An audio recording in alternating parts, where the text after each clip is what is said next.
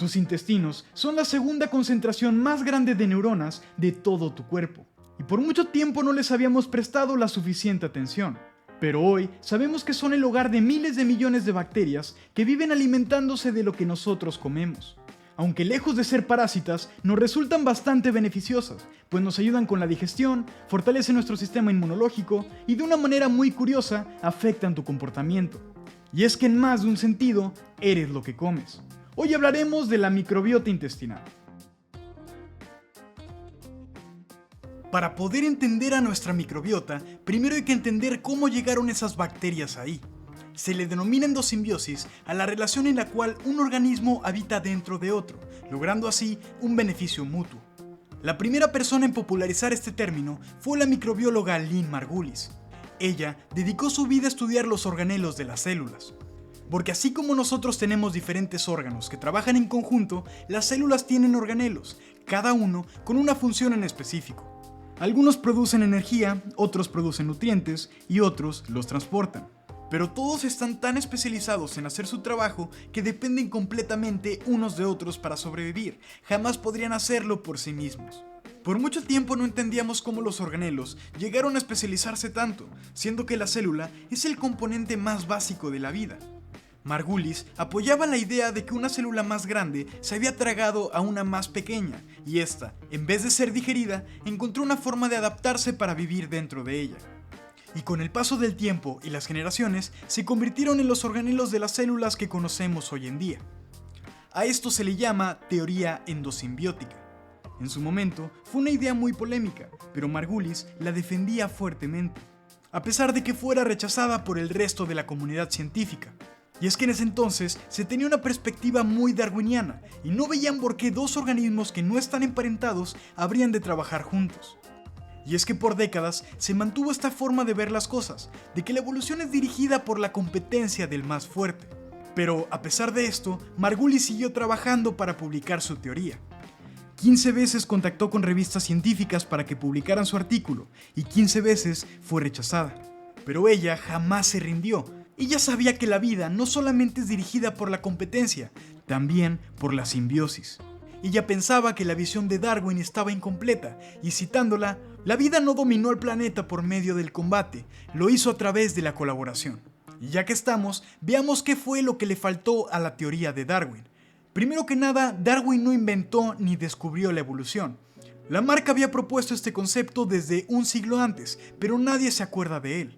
Y del otro tipo con el que Darwin publicó su teoría, menos. Pero lo que hizo Darwin fue introducir un mecanismo que explicara la evolución, la selección natural. Esta afirma que solamente los individuos más aptos sobreviven compitiendo contra todos los demás de su ecosistema. De esta manera, la presión evolutiva va filtrando los mejores genes para que pasen a la siguiente generación. Y a ver, esto fue algo revolucionario para su época, pero ya hemos avanzado mucho desde entonces. Ahora sabemos que la evolución es un proceso demasiado complicado como para reducirlo a un solo mecanismo. Existen muchos mecanismos detrás de la evolución, la selección natural es solamente uno de ellos. Pero por sí misma no puede explicar por qué las hormigas trabajan juntas, o por qué las aves usan colores llamativos para atraer a sus parejas, siendo que estos los hacen más fáciles de ver para sus depredadores. No podemos ver a la selección natural como si fuera una fuerza mística que dirige la evolución, porque, en primer lugar, la evolución no tiene ni un sentido ni una dirección, y en segundo, si solamente nos quedamos con eso, estaríamos dejando muchas cosas fuera. Por ejemplo, una de las cosas que la selección natural no toma en cuenta es la transferencia horizontal de genes. Se habla mucho de la transferencia vertical, es decir, los genes que heredamos de nuestros ancestros. Pero hace relativamente poco descubrimos que en las bacterias existe la transferencia horizontal de genes. ¿Y a qué me refiero con esto? Es muy sencillo. Lo que pasa es que las bacterias pueden encapsular un pedazo de su código genético y mandárselo a otra bacteria por medio de unos pelitos llamados pilis. ¿Y de qué le sirve esto? Bueno, pues para muchas cosas. Digamos que le das un antibiótico a una colonia de bacterias. Obviamente, este matará muchísimas de ellas, pero digamos que hay alguna que por alguna mutación genética es resistente a este antibiótico. Esta bacteria creará una copia de ese gen y luego se lo pasará a todas las demás bacterias. Así, no solo la colonia se volverá inmune al antibiótico, sino que además su descendencia también lo será. Por eso es que la penicilina ya no se usa tanto como antes, porque las bacterias se han vuelto más resistentes a ella. Y por eso los doctores insisten tanto en que no te automediques y que no dejes de tomar tu medicamento cuando los síntomas hayan ido, para que termines de matar a todas las bacterias resistentes. Pero bueno, el punto es que gran parte de los genes presentes en las bacterias son adquiridos de esta forma. En el caso de las que se encuentran en tus intestinos, se estima que más de la mitad de sus genes provienen de manera horizontal. Así que, chúpate esa, Charles. Y ahora que ya sabemos por qué la visión de Darwin estaba incompleta, vayamos de vuelta con Margulis y su teoría endosimbiótica. En 1967 finalmente logró publicar su artículo en una revista científica. Cuando salió, nadie le dio mucha importancia, pero hoy en día es considerado uno de los artículos más importantes para la biología de todo su siglo. Y es que después de analizar el material genético de los cloroplastos, logramos comprobar su teoría. Por medio de la fotosíntesis, los cloroplastos le otorgan energía a toda la célula, y esta, a cambio, le proporciona todos los nutrientes necesarios. Pero lo curioso es que los cloroplastos tienen un ADN distinto al del núcleo de la célula. Y después de analizarlo, nos dimos cuenta de que su código genético es muy parecido al de las cianobacterias. Se cree que estas bacterias fueron el primer organismo de la Tierra en usar la energía de los rayos del sol para transformarla en azúcares. Pero en algún momento fueron tragadas por una célula más grande y así dieron lugar a la célula vegetal. Pasa lo mismo con las mitocondrias en las células animales. Su ADN se parece más al de bacterias primitivas que al del propio núcleo de la célula. Todo esto nos indica que Lynn Margulis siempre tuvo razón. Y es que por mucho tiempo la biología vio a cada organismo como un solo individuo, pero para Margulis tal cosa no existe. Ella propone el término holobionte, ya que nuestro cuerpo solo puede funcionar gracias a todas las relaciones simbióticas que ocurren dentro de él. No solo en cada una de tus células, también con las bacterias que llevas dentro de tus intestinos. Porque de hecho, los animales y las bacterias tenemos una relación muy estrecha. Animales tan primitivos como las esponjas tienen relaciones simbióticas con bacterias en su cuerpo, que les permiten desarrollarse y funcionar correctamente. Pero vamos con algo más cercano a nosotros, un mamífero, como podrían serlo los koalas. Las hojas de eucalipto no solamente son venenosas, también tienen muy pocos nutrientes. Pero por alguna razón, los koalas se adaptaron para convertirlas en su dieta principal. Las bacterias que viven en su intestino, el cual es particularmente largo, detoxifican las hojas de eucalipto. Y al mismo tiempo las fermentan, haciendo que los koalas puedan aprovechar al máximo los pocos nutrientes que tienen las hojas. Y es que los animales no podemos digerir la fibra vegetal, pero las bacterias sí, y es esto lo que le permite a muchos herbívoros alimentarse de plantas. Sin estas bacterias, la fibra vegetal no podría ser digerida. De hecho, si un koala se llega a enfermar y pierde su microbiota, ya no podrá digerir las hojas de eucalipto, provocando que muera de hambre aunque tenga el estómago lleno. Tan importante es la microbiota para estos animales que los koalas recién nacidos se alimentan de las heces de su propia madre para llenar sus intestinos de todas estas bacterias beneficiosas. Afortunadamente, nosotros no tenemos que hacer lo mismo, pero sí que heredamos la microbiota de nuestra madre a través del líquido amniótico, cuando todavía estábamos en su vientre. Pero, a ver, ¿de qué nos sirve la microbiota a nosotros si nosotros no comemos eucalipto? Bueno, quizás no eucalipto, pero sí muchas plantas que tienen fibras vegetales. Nuestro cuerpo no sabe cómo digerirlas, porque no tiene las instrucciones en su ADN para metabolizarlas eficientemente. Pero las bacterias sí, y de hecho les encanta. Por eso es importante incluir frutas y verduras en tu dieta, porque no solamente estás comiendo para ti, también para todas las colonias de bacterias que llevas dentro. Y tampoco creas que viven ahí sin pagar renta. A las bacterias les conviene que tú estés vivo. Dentro de ti tiene la temperatura perfecta y prácticamente comida infinita. Si te mueres, se les acaba el buffet, así que hacen lo posible por mantenerte saludable. Por eso, no solamente te ayudan a degradar nutrientes, sino que también a formarlos. Como es el caso de la famosa vitamina B12. Mucha gente piensa que viene de los animales, porque solamente la encontramos en carne o en productos de origen animal. Pero en realidad, esta vitamina es producto de las bacterias. Los animales herbívoros la consiguen a través de su microbiota, mientras que los carnívoros a través de los herbívoros. Los humanos, como omnívoros, podemos conseguirla de cualquiera de las dos formas, pero en todo caso sigue proveniendo de las bacterias. Pero bueno, otro de los muchos beneficios que estas nos traen es a nuestro sistema inmunológico. Uno podría pensar que tener muchas bacterias te haría enfermarte más, pero no, al contrario. Tu microbioma te ayuda a mantenerte sano. Para empezar, la gran mayoría de las bacterias son inofensivas para el ser humano. Solamente un pequeño porcentaje, aproximadamente el 5%, son patógenas, es decir, que transmiten enfermedades. Pero las especies que viven dentro de nosotros no lo hacen. De hecho, están tan relacionadas con nuestro cuerpo que nuestro sistema inmune ni siquiera la reconoce como una amenaza. Pero cuando llega a tu cuerpo, una bacteria que sí es patógena tendrá que competir contra toda tu microbiota intestinal, tanto por comida como por espacio. Básicamente, si tu cuerpo está lleno de bacterias buenas, no habrá espacio para bacterias malas. Y todos estos beneficios son bastante buenos de por sí. Pero lo que a mí me parece más interesante de nuestra microbiota son los efectos que tiene en el cerebro. Existen muchos sentimientos que relacionamos con el sistema digestivo, como cuando estás en una primera cita y sientes mariposas en el estómago. O de la misma manera, se le conoce como visceral a una persona muy impulsiva, que no tiene control sobre sí misma. Pero todo esto no es casualidad, pues existe un vínculo muy grande entre tu cerebro y tus intestinos, mucho más de lo que podría aparentar. Como dije al principio, tus intestinos son la segunda acumulación más grande de neuronas después de tu cerebro, y estos dos órganos están conectados a través del nervio vago. Tu sistema digestivo está en constante comunicación con tu cerebro, porque este tiene que saber muy bien lo que entra y lo que sale de tu cuerpo. Tiene que asegurarse de que estés teniendo una buena alimentación. Pero, ¿cómo hace eso exactamente? ¿Cómo hace el cerebro para distinguir lo que es sano de lo que no? Pues, muy simple, escuchando lo que le dice nuestra microbiota. Estas bacterias llevan tantas generaciones viviendo dentro de nosotros que ya saben cuáles son nuestros neurotransmisores favoritos. Los neurotransmisores son sustancias que facilitan las conexiones entre neuronas. Algunos de ellos están acompañados de un sentimiento o estado de ánimo. Por ejemplo, el más famoso de todos es la dopamina. Es la sustancia que nuestro cerebro asocia con el placer y la recompensa. Es lo que sientes cuando comes algo rico, cuando sales de trabajar, o lo que estás sintiendo ahora mismo al aprender tantas cosas nuevas. Se siente bien, ¿cierto? Como las bacterias ya saben que la dopamina nos encanta, se han adaptado para producirla ellas también, y lo hacen cuando les damos de comer. Puedes verlo como la forma que tienen de agradecernos por los nutrientes que les damos, o también como una manera de manipularnos para que les demos de tragar. Pero sea cual sea el caso, te conviene alimentarlas bien, porque la dopamina no es el único neurotransmisor que producen. Entre muchos otros, también está la serotonina. Esta es como un calmante natural, evita que tus emociones sean demasiado intensas y que lleguen a nublar tu juicio. Pocos niveles de este neurotransmisor están relacionados con ansiedad y depresión.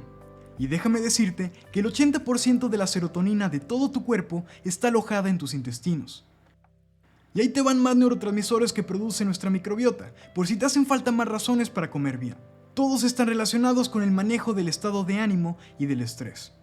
Si comes saludablemente y muy balanceado, tendrás un microbioma sano, que no solamente te ayudará con la digestión y a que te enfermes menos, también hará que te sientas maravilloso mentalmente, con todos los neurotransmisores que tu cerebro necesita para funcionar.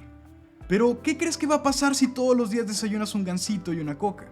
La comida procesada suele estar llena de calorías basura, que no le aportan nutrientes a tu cuerpo.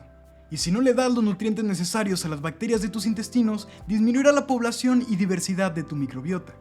Y la falta de neurotransmisores que producen hará que te sientas todo el día cansado y sin ganas de hacer nada. Y lo peor es que si no supieras de la existencia de estas bacterias, ni siquiera sabrías por qué. Pero bien dicen por ahí, cuerpo sano, mente sana. Y si vamos a tener cuidado con lo que comemos, por ende, también con lo que sembramos. Hay mucha controversia respecto a los organismos genéticamente modificados, o GMOs, por sus siglas en inglés. ¿Acaso estamos jugando a ser dioses alterando genéticamente a los seres vivos? ¿Tenemos permiso de interferir con el curso natural de las cosas? ¿Siquiera existe algo así? Pues, sea como sea, ya lo llevamos haciendo desde hace mucho tiempo. Miles de años, de hecho, desde que seleccionábamos a los granos de maíz para hacerlos más grandes. O como hicimos literalmente con todo lo que te comes. Tanto la carne como los cultivos, todo ha sido modificado genéticamente por nosotros a través de la selección artificial. Tan solo mira este plátano. ¿Tú crees que es natural? Siémbralo y dime a ver si sale un árbol.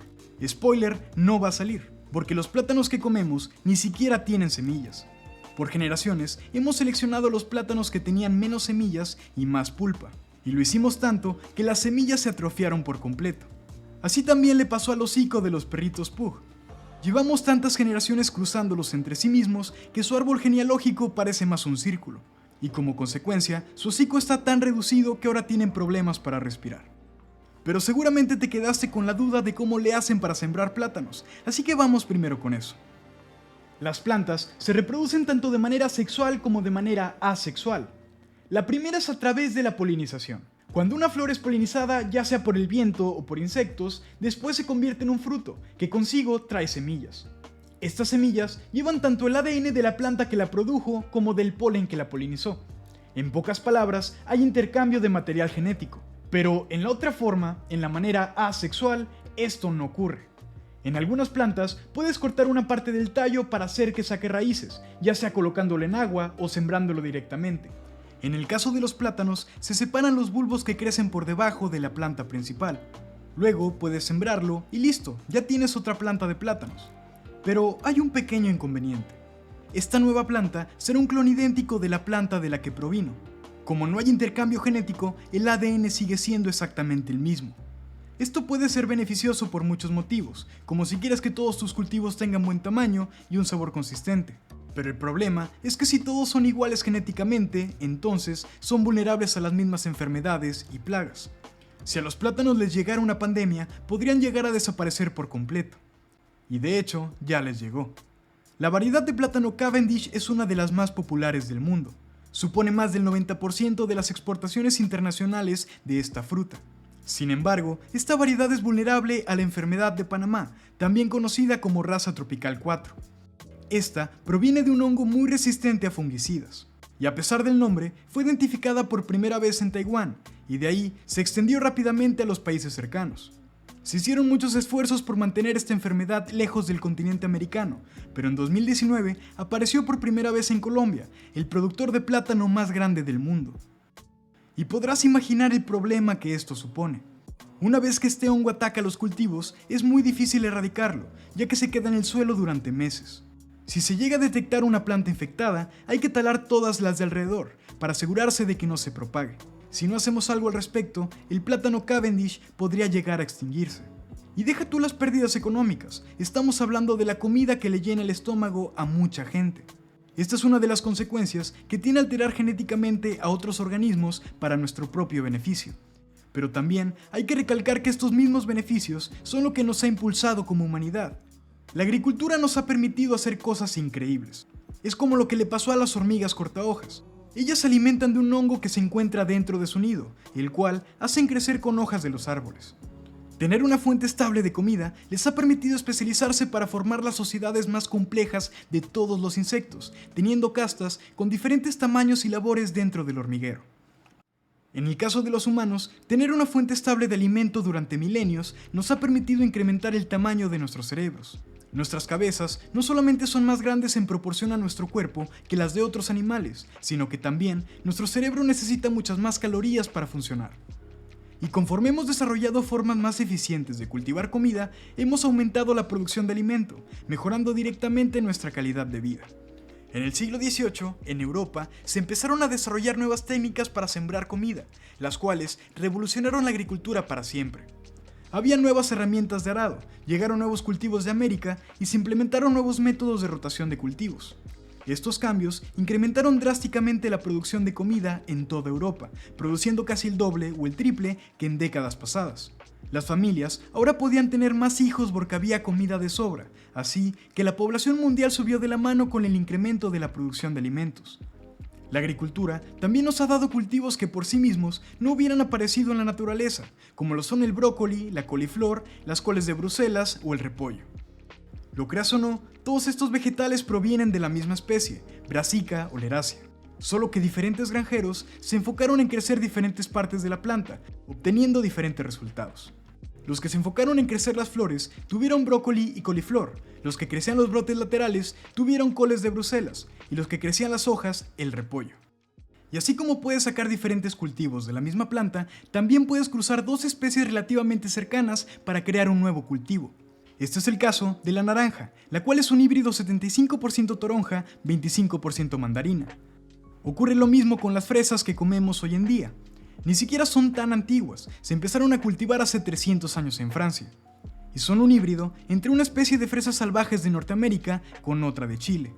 Y es que mucho se habla de cómo domesticamos a los animales, pero poco se habla de cómo domesticamos a las plantas. Tener diferentes tipos de cultivos con diferentes propiedades y sabores ha impactado nuestra sociedad en muchos aspectos, incluso en nuestra cultura. La gastronomía de un país te puede decir mucho sobre su historia. Pero el punto es que llevamos milenios seleccionando las semillas de los frutos más grandes para preservar esos genes que nos sirven a nosotros, y claramente esto ha mejorado nuestra calidad de vida. Así que, ¿por qué no hacer eso mismo, pero en el laboratorio, ahora que tenemos la tecnología suficiente para acelerar el proceso? Hoy en día, contamos con el conocimiento y la tecnología necesaria para aislar genes. Una vez aislados, podemos probar cómo reaccionan a diferentes condiciones de estrés. Y es muy raro encontrar un gen que nos sirva de algo a nosotros. De hecho, la mayoría de los genes ni siquiera parecen tener un propósito aparente. Palabra clave, aparente. Pero una vez encuentras un gen que sea resistente a plagas o ambientes difíciles, puedes incorporarlo en plantas para ver cómo funciona. Y claro, no siempre lo hace, pero cuando sí, podemos crear cultivos con propiedades increíbles. Y es que los GMOs no son ni buenos ni malos, eso depende del uso que le demos nosotros. Las nuevas tecnologías siempre traen tanto cosas buenas como cosas malas, pero no podemos detener el avance científico. Lo único que nos queda es preguntarnos si estamos avanzando en la dirección correcta. Porque así como los GMOs podrían traernos muchas soluciones, también podrían darnos muchos problemas. Por eso, hay tantas regulaciones al respecto, porque tenemos que hacer estudios a largo plazo para asegurarnos de que no tengan efectos adversos en nuestra salud o en el ambiente. Pero hasta el momento, no hay evidencia sólida de que así sea el caso. Así que veamos un poco de lo que los GMOs nos pueden ofrecer. Lo primero tiene que ver con el uso de pesticidas. Existe un problema muy grande con ellos actualmente. Los pesticidas suelen quedarse en el suelo por mucho tiempo, matando a las lombrices y muchos insectos beneficiosos que viven en la tierra. También matan muchos polinizadores, los cuales son clave para el ecosistema. Y esto ya es un gran problema en sí, pero es que además los pesticidas también matan personas.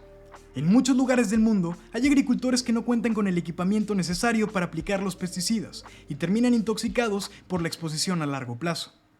Y en otros, todavía es legal rociar insecticidas desde avionetas, contaminando el suelo y cuerpos de agua, de los cuales mucha gente bebe. Se estima que 200.000 personas mueren cada año a lo largo del mundo por culpa de los pesticidas. Por mucho tiempo hemos buscado una alternativa, alguna que sea más amigable con el planeta, y hace unas cuantas décadas descubrimos una. En los años 1900, un biólogo japonés se dio cuenta de que una bacteria estaba matando sus gusanos de seda. Después le dieron el nombre de Bacillus thuringiensis. Y a los agricultores les encantó esta bacteria, porque resulta que si la haces crecer en tus cultivos, las plagas que intenten comerlos morirán. Esto se debe a una toxina producida por la bacteria, pero esta es completamente inofensiva para nosotros los mamíferos, lo que significa que el consumo de estos alimentos es completamente seguro. El problema es que, claro, cultivar estas bacterias es mucho más caro que usar pesticidas convencionales. Pero en 1980, un equipo de investigadores consiguió algo impresionante. Lograron aislar el gen de la bacteria que produce la toxina y después lo incorporaron en plantas. Hoy en día tenemos cultivos como maíz, tomate, papa, algodón y muchos otros más con los genes de la bacteria Bacillus thuringiensis. A estas variedades se les conoce como BT por las dos iniciales de la bacteria. Y funcionan mejor que cualquier pesticida, porque solamente mata a los insectos que se comen a las plantas, pero no a los que las polinizan o fertilizan el suelo. Y claro, las plagas también tienen su lugar en el ecosistema. Pero pesticidas siempre habrá, y ya es momento de que busquemos una alternativa más amigable para el planeta. En los primeros 10 años de cultivo del algodón modificado con BT, se redujo el uso de pesticidas un 23%. Podrá parecer poco, pero a gran escala significa muchísimo. Este es un gran punto a favor de los GMOs, ya que al disminuir el uso de pesticidas, estamos salvando vidas indirectamente. Pero una forma más directa que tienen los GMOs de salvar vidas es a través de su aspecto nutricional. Para explicarte esto, déjame contarte la historia del famoso arroz dorado. El arroz dorado es un organismo genéticamente modificado, el cual cuenta con la propiedad de tener betacaroteno. Este compuesto le da el color rojo a muchos vegetales, y en el caso del arroz le da un color entre amarillo y anaranjado, de ahí el nombre. Pero lo importante es que cuando nuestro cuerpo ingiere betacaroteno, lo transforma en vitamina A.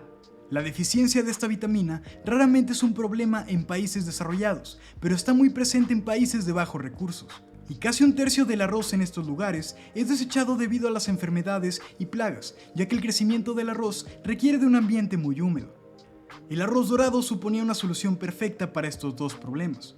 No solamente es más nutritivo y resistente a las plagas, sino que también las semillas podían ser guardadas hasta el siguiente año para crecer el arroz de nuevo.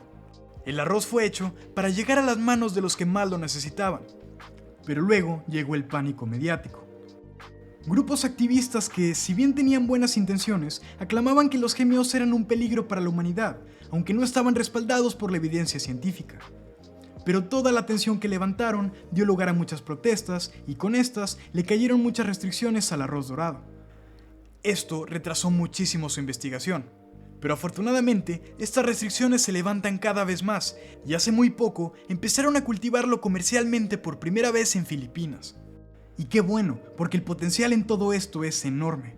Quién sabe, quizás algún día logremos crear un cultivo que pueda erradicar el hambre del mundo. Aunque claro, está bien ser optimistas y todo, pero no todo son cosas buenas. Nunca sabemos cómo puede afectar al ecosistema la introducción de un nuevo organismo. Ya tenemos suficientes problemas con especies invasoras que desplazan a las nativas, a eso súmale que sean genéticamente modificadas. Por eso, está bien que haya restricciones, siempre y cuando sean tomando en cuenta lo que dice la ciencia. Los plátanos Cavendish, que mencionamos anteriormente, se encuentran en una situación similar a la del arroz dorado. Justo en este año, 2021, se logró modificar a los plátanos para que sean resistentes a la enfermedad de Rasa tropical 4, pero por muchas restricciones, esta variedad no puede ser cultivada. Y en este caso, no tendríamos que preocuparnos por su introducción al ecosistema, porque los plátanos Cavendish ni siquiera tienen semillas. Dependen demasiado de nosotros para su propagación. Aunque, obviamente, también hay que hacer estudios para ver si no tienen efectos adversos en la salud, y esto también toma tiempo. La cosa es que la pregunta no es si deberíamos modificar genéticamente a los organismos o no. Lo que hay que preguntarnos es cómo vamos a regularlos comercialmente. Porque si bien la ciencia tiene cierto sentido de responsabilidad de cuidar nuestra especie y el planeta, el mercado no. El mercado no conoce ni del bien ni del mal, solamente de la oferta y la demanda. Lo único que le importa es acumular más y más recursos. Actualmente existe un monopolio muy grande en el mercado de los GMOs, por parte de una empresa que no tiene la mejor reputación. No me acuerdo bien de su nombre, pero creo que rima con santo. Aunque, en su defensa, no es que sean malvados por modificar genéticamente los cultivos. Lo son por sus poco éticas prácticas comerciales. Acaparan demasiadas patentes sobre semillas, venden pesticidas que provocan cáncer, y les encanta demandar a la gente por las razones más estúpidas. Pero a ver, ¿quién tiene la culpa? ¿Ellos o la ley que les permite hacer todo eso? Y no solo se los permite, se los exige. Como empresa, están legalmente obligados a ver por los intereses de sus inversores. Y esto se traduce a generar tantos ingresos como puedas. Incluso si es al coste de nuestro bienestar o del planeta, siempre y cuando sea rentable. Porque el propósito de una empresa no es cuidar a nadie, es hacer dinero. Por eso es tan importante legislar muy bien todo esto. Cultivar GMOs a nivel global es un salto enorme, y tampoco podemos hacerlo de la noche a la mañana. Pero tenemos que asegurarnos de que si lo vamos a hacer, sea con leyes que protejan lo más importante que tenemos, la biodiversidad. Mientras sigamos priorizando el dinero antes que esto o nuestra salud, estaremos condenados, pues alguien encontrará una forma de aprovecharse. Y si no me crees, déjame presentarte a Edward Bernays. Quizás no te suene su nombre, pero probablemente sí el de su tío, Sigmund Freud. Él fue el padre del psicoanálisis y hablaba mucho de que nuestro deseo proviene de lo más profundo del inconsciente. Y su sobrino, Edward Bernays, intentó aplicar este mismo concepto para venderle cosas a la gente. Se dio cuenta de que las masas eran irracionales y que si lograbas manipular su inconsciente, podías hacerles creer que necesitan algo aunque en realidad no lo hiciesen. Y así se convirtió no solo en el padre del marketing moderno, también de la propaganda. Este hombre hizo muchas cosas cuestionables a lo largo de su vida. Trabajó a escondidas en campañas militares y para la industria tabaquera. Incluso participó en un golpe de estado en Guatemala. No voy a hablar de eso ahora mismo, pero le recomiendo que luego se pasen por su página de Wikipedia. Está bastante interesante. Lo relevante para este video es su trabajo con la industria alimenticia. Una vez se acercó a Bernays una compañía bien puerca, y no porque fueran una empresa cochina, sino que vendían carne de cerdo. Después de la guerra, los precios de la carne habían subido y la gente ya no la compraba como antes. Así que querían incrementar la demanda de productos cárnicos. En ese entonces, la gente solía desayunar frutas, pan o si acaso un café, cosas ligeras. Así que Bernays fue con su médico de confianza y le preguntó si comer un desayuno más pesado sería más saludable. Su lógica era que el cuerpo perdía mucha energía durante la noche y necesitaba recuperarla empezando el día. El doctor, pasándose el método científico por el arco del triunfo, respondió: pues a ver, a lo mejor sí. Y Bernays le dijo: ok, entonces, ¿por qué no vas y le preguntas a otros 5,000 doctores si están de acuerdo contigo? Y 4,500 escribieron de vuelta, diciéndoles que sí, que es importante tener desayunos significativos nutricionalmente.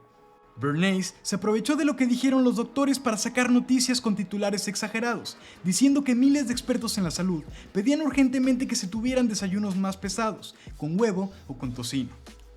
A pesar de que los doctores hablaban de tener un desayuno más completo, y no necesariamente uno más pesado. Pero, aún así, la estrategia de Bernays funcionó, pues las ventas de tocino se dispararon. Y no solo eso, incluso hoy en día, el 70% del tocino se consume en el desayuno. Y los huevos con tocino son reconocidos como el clásico desayuno de los estadounidenses. Y todo fue idea de este señor. Y tampoco es un mal platillo, de hecho es bastante nutritivo. Pero es muy alto en grasas y muy bajo en carbohidratos, está lejos de ser una comida balanceada. Y ya que estamos hablando de lo que es una dieta balanceada, desmintamos algo que a muchos nos enseñaron en la escuela: la pirámide alimenticia. Hay muchas cosas que no tienen sentido aquí. Primero que nada, no tiene sentido el concepto de jerarquizar la comida. Ningún nutriente es más importante que otro, todos tienen su función. El chiste de tener una dieta balanceada es comer un poco de todo. Pero aunque así fuera, tampoco tiene sentido. ¿Por qué estaría el pan en la base de la pirámide? Esto técnicamente te permitiría comerte una hamburguesa todos los días, pero eso solamente es bueno para taparte las arterias. La realidad es que el pan está en la base de la pirámide para incentivar la venta de granos y cereales. Y es que la pirámide fue promovida principalmente por el Departamento de Agricultura de Estados Unidos. Lo mismo ocurrió con los lácteos, los cuales les dieron hasta su propio grupo para que la gente consumiera más leche. Y creo que es obvio que no hace falta que bebamos la leche materna de otros animales para tener una nutrición completa. Y ahora es cuando hay que preguntarnos: ¿cuáles son las consecuencias que han tenido estas prácticas en la salud de la población? Bueno, para darte cuenta de esto solo tienes que ver las estadísticas. Tan solo mira los índices de obesidad en Norteamérica, o las principales causas de muerte, muchas de las cuales están relacionadas con una mala alimentación. Pero para entender por qué comemos tan mal, aunque nos esté matando, tenemos que entender lo que es el patrón dietético occidental. Con la llegada de la revolución industrial aparecieron nuevas formas de procesar la comida. Podíamos empacarla o sellarla en latas para conservarla más tiempo, o incluso refinar azúcares en grandes cantidades para endulzar la comida.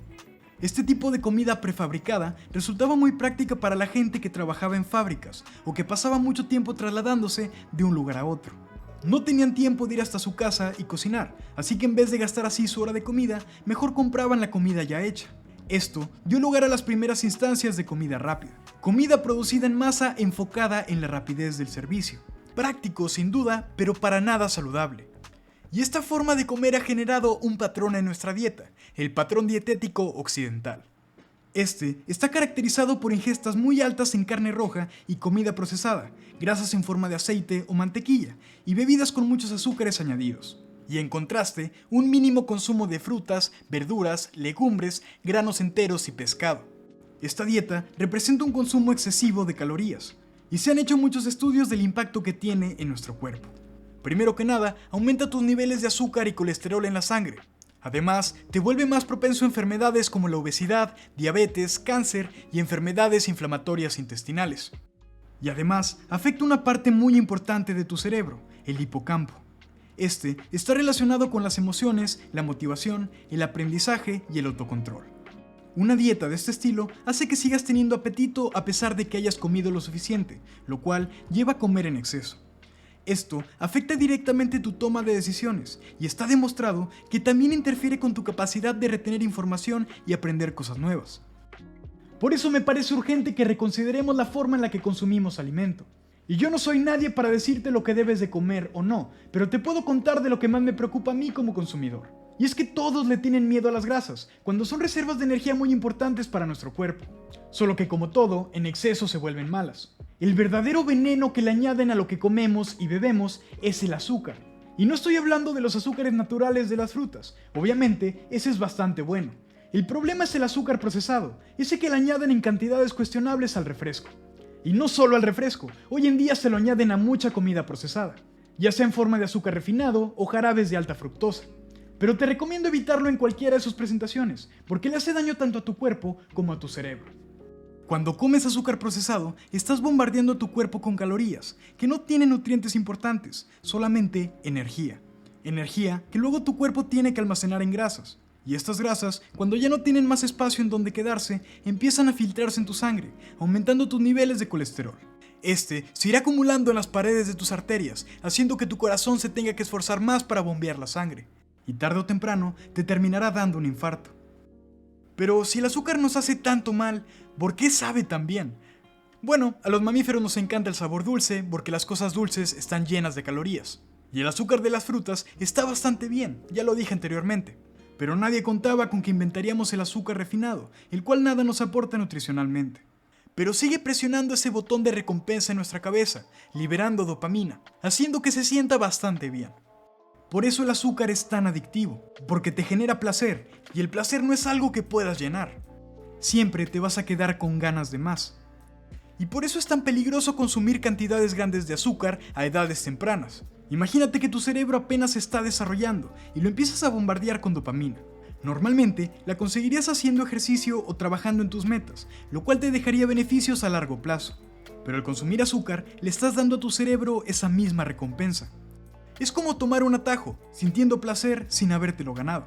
Acostumbrarás a tu cerebro a irse por el camino corto, y cuando quieras esforzarte en algo a largo plazo, te sentirás frustrado por no tener recompensas inmediatas. Afortunadamente, cada vez se habla más de los peligros que representa el azúcar para la salud.